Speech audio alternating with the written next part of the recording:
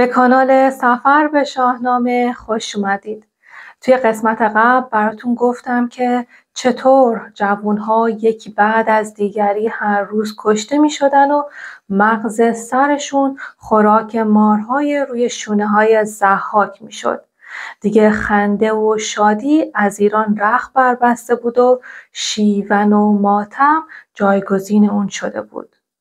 دیگه جوانها امنیت جانی نداشتن و همه جوانها توی زندانهایی بودن که سرنوشت همه اونها معلوم بود و هر روز فکر میکردن که فردا نوبت کدوم یکی از اونها هست.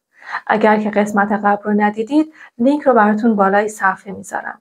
اگر هم کانال رو سابسکرایب و لایک نکردید لطفاً روی دکمه سابسکرایب بزنید، لایک کنید و حتما نظرات خودتون رو برای من بنویسید.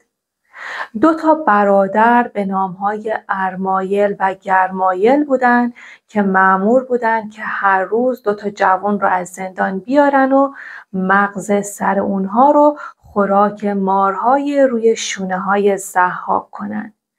یه شب اون 2 برادر با همدیگه صحبت کردن و با همدیگه گفتن که چی باعث میشه که ما این کار بیرحمانه رو انجام بدیم؟ چی باعث میشه که ما هر روز جون 2 جوان رو بگیریم؟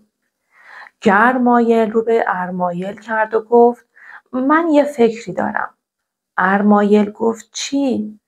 گرمایل گفت ما باید مغز سر گوسفندی رو با مغز سر جوونی قاطی کنیم و به مارها بدیم. ارمایل گفت اگر مارها نخوردن چی؟ گرمایل گفت توکل به خدا. یا مارها اون مغزها رو میخورن و یا ضحاک هم ما رو میکشه و از شر این زندگی راحت میشیم. روز امتحان فرا رسید و اون 2 جوان پر از دلهره و اضطراب بودن. گرمایل که از جون خودش گذشته بود مغز سر یک گوسفند و یک جوان رو که با هم قاطی کرده بود جلوی مارها گرفت. اما چون که بوی مغزها خالص نبود مارها سرشون رو برگردوندن و اون مغزها رو نخوردن.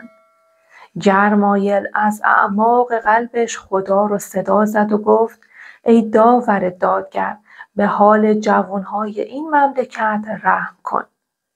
دعای گرمایل مستجاب شد و مارها اون مغزها رو با بیمیلی خوردن و به این ترتیب بود که اهریمن شکست خورد. از اون روز به بعد هر روز اونا تونستن جون یک جوان رو نجات بدن و هر وقت که تعداد اونها به 20 نفر میرسید اونها رو رها میکردن و به اونها میگفتن که هر چه زودتر شهر رو ترک کنن و توی شهر نمونن.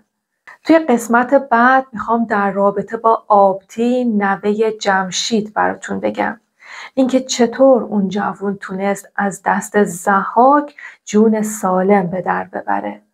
و همچنین در رابطه با عاشق شدنش براتون میگم. اینکه عاشق چه کسی شد و چه اتفاقهایی براش افتاد. اگر دوست دارید که ادامه داستان رو بشنوید لطفاً کانال رو سابسکرایب و لایک کنید و نظرات خودتون رو برای من بنویسید.